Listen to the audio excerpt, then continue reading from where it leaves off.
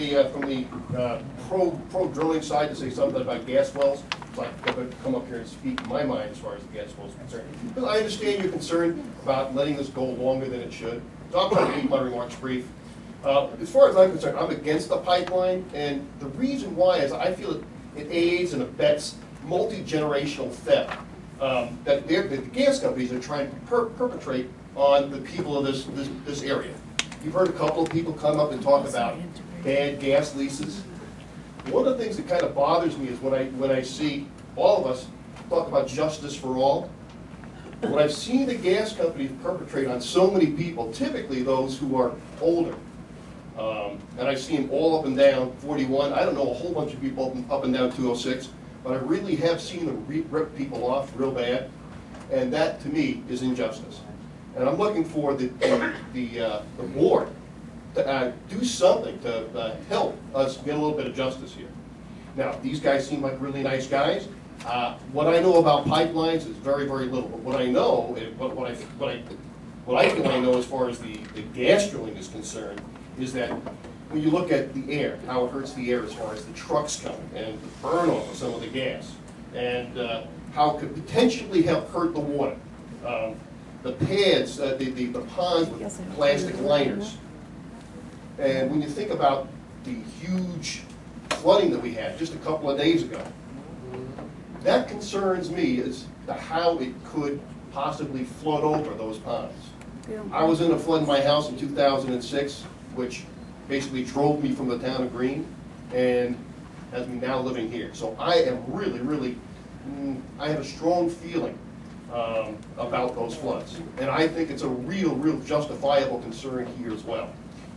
Some of the bad leases, I think there's it's really hurt a lot of people here, and one of the things that concerns me about is the potential liability for the citizens who have signed some of these bad leases.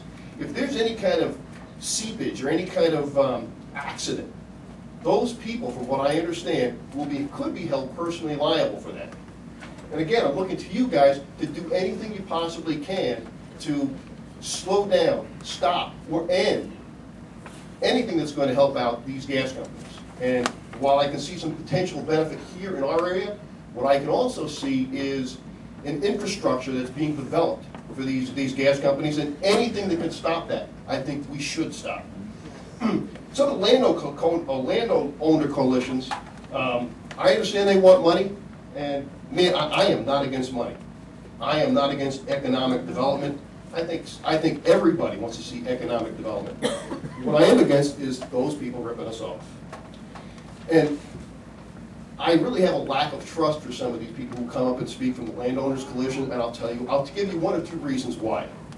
One is they try to incite bizarre feelings in people, or no, I shouldn't say bizarre. They do it in a bizarre way, or an untruthful way. I'll just give you one example. Bring the soldiers home by drilling a well. That's shameful. That's absolutely shameful. It's a lie. It's an absolute, complete lie. The hell it is.